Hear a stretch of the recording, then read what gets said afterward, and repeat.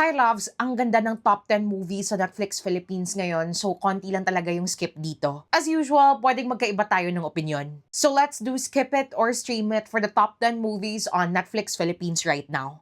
At number 1 right now, we have Brick. It's a survival/sci-fi movie. Hati ang opinion dito with some people saying na it doesn't make sense. For me naman, yung problem ko dito is that a lot of the motivations of the characters weren't explained. And I think the answers are just far too convenient. Pero bawing-bawi naman siya because I think there are a lot of tense moments in the film that keeps you wanting for more. If you want a cerebral sci-fi movie, then skip this. But if you want a somewhat decent sci-fi movie for your movie night, then stream it. At number 2, we have K-pop Demon Hunters. Hands down, no-brainer, stream this. I've never been this excited for an animated movie on Netflix. If you're a fan of Korean pop culture, especially music, then you have to watch this. It's essentially about a girl group who's a global sensation that are actually demon hunters. I love how subversive this film is. So again, stream this if you haven't yet. At number 3, we have My Love Will Make You Disappear starring Kim Pao. Stream this. If you're into quirky Pinoy romance movies, magugustuhan mo to. It's almost like a Once Upon a Time. It's about a woman na sinumpa na lahat ng mamahalin niya mawawala, literally.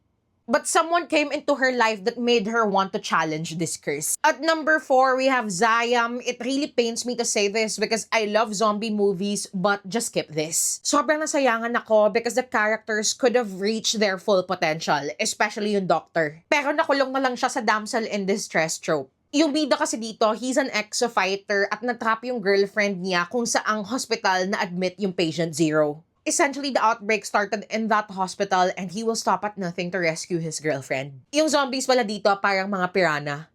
At number 5, we have Sakaling Hindi Makarating, ito walang pagdududa, stream this. It's essentially about a young woman's journey to healing. Yung character ni Alessandra De Rossi, she receives this painted postcards from a mysterious sender called M. So she traveled the Philippines to see these postcards come to life. And in the process, she learned a lot about herself and life. If you're into quiet films, you'll love this. At number 6, we have a really good family horror movie, itong The House with the Clock Within Its Walls. It stars Jack Black and Cate Blanchett. Jack Black is the warlock uncle of a lonely boy who was manipulated by a magical evil entity. So in essence, they have to find this clock within the mansion to stop the world from ending. If you love Halloween movies, kailangan mo tong panoorin. Needless to say, stream it. At number 7, we have An XU starring Gerald Napoles and Kim Molina. There are really funny scenes here in An XU. It's essentially about a woman who feels like her biological clock is running out.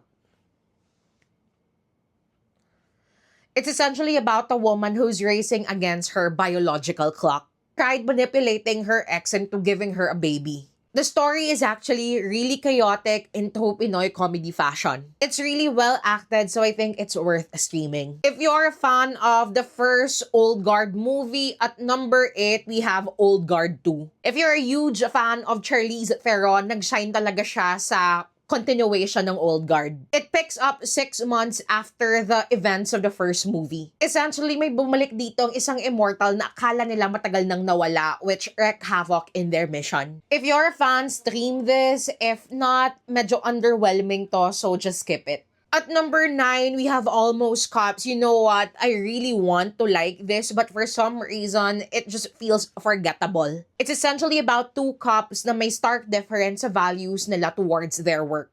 Though I know a lot of people would have liked this for the laughs. So you can either skip or stream this, it's up to you. Generally for me, it's enjoyable, yun nga lang, para makakalimutan mo lang after a few hours. And last but certainly not the least, at number 10, we have Detective Chinatown 1900. I have to be honest and say that at face value, I think I wouldn't like this. But that's a mistake on my end because this is actually a really good comedy/mystery movie. It's essentially about 2 investigators, an unlikely team that had to resolve the unaliving of the congressman's daughter. Kasi kung hindi maresolba agad yung kaso, ipapasara yung Chinatown. If you love films that show you how the personal is political, put this on your watch list. I really enjoyed it, so I hope you stream this. Again, take my opinion with a grain of salt. Walang pumipilit sa'yo na panoorin ng kahit ano.